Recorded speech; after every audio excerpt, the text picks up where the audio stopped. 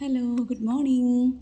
ഞാനിന്ന് നിങ്ങൾക്ക് കാണിച്ചു തരാൻ പോകുന്നത് ഗാർഡനിങ് ഇഷ്ടപ്പെടുന്ന കുറച്ച് വീട്ടമ്മമാർക്ക് വേണ്ടിയിട്ടുള്ള ഒരു ടിപ്പാണ് കേട്ടോ. ടിപ്പെന്ന് പറഞ്ഞു കഴിഞ്ഞാൽ വേറൊന്നുമല്ല, പുതിയ വീട് പണിത് തീർന്ന ആൾക്കാരുടെ വീട്ടിൽ എങ്ങനെയൊക്കെ ആയാലും കുറച്ച് TMT, അതായത് വാർക്കയുടെ കമ്പികൾ ബാലൻസ് ഉണ്ടാവും. അപ്പോൾ എൻ്റെ വീട്ടിൽ ട്രസ് വർക്ക് ചെയ്തതിൻ്റെ ഭാഗമായിട്ട് കുറച്ച് GIയുടെ പൈപ്പുകളും GPയുടെ പൈപ്പുകളും ബാലൻസ് ഉണ്ടായിരുന്നു കേട്ടോ.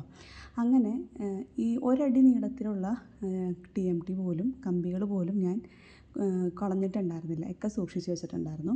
അതിൻ്റെ ഒരു ഉദ്ദേശം വേറൊന്നുമല്ല, നമ്മൾക്കൊരു ചെടി വെക്കാനുള്ള സ്റ്റാൻഡ് ഉണ്ടാക്കാം എന്നുള്ളതായിരുന്നു കേട്ടോ.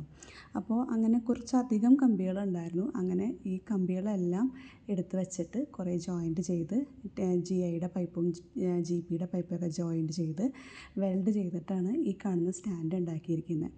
അപ്പോൾ നമുക്കിങ്ങനെ ഉണ്ടാക്കിയതിൻ്റെ ഒരു ഗുണം, നമ്മളെപ്പോഴും സ്ക്രാപ്പിൽ കൊടുക്കുന്ന മെറ്റീരിയലിലെല്ലാം നമുക്ക് തുച്ഛമായ വിലയെ നമുക്ക് തിരിച്ച് കിട്ടുള്ളൂ. നമ്മളെന്നാൽ നല്ല വില കൊടുത്ത് വാങ്ങിക്കുന്ന ഐറ്റംസും ആയിരിക്കും.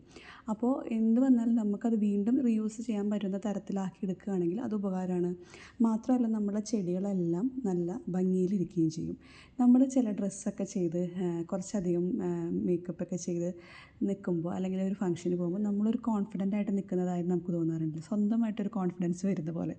അപ്പോൾ എനിക്കും തോന്നി, നമ്മൾ ഈ ചെടികൾ സ്റ്റാൻഡിൽ വെച്ചപ്പോൾ അവർക്കും ഒരു സ്വയം ഒരു കോൺഫിഡൻസിൽ അല്ലെങ്കിൽ നല്ലൊരു ഭംഗിയിൽ നിൽക്കുന്നത് പോലെ കേട്ടോ.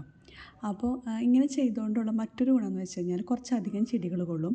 മാത്രമല്ല, ഇഴജന്തുക്കളൊക്കെ നമ്മൾ താഴെ വെക്കുമ്പോൾ ഉള്ളിലേക്ക് കയറി കിടന്ന് നമ്മളറിയില്ല. ഇങ്ങനെയാകുമ്പോൾ താഴ്ഭാഗത്ത് ഇഴജന്തുക്കൾ കിടന്നാൽ പോലും നമുക്ക് പെട്ടെന്ന് കാണാൻ പറ്റും.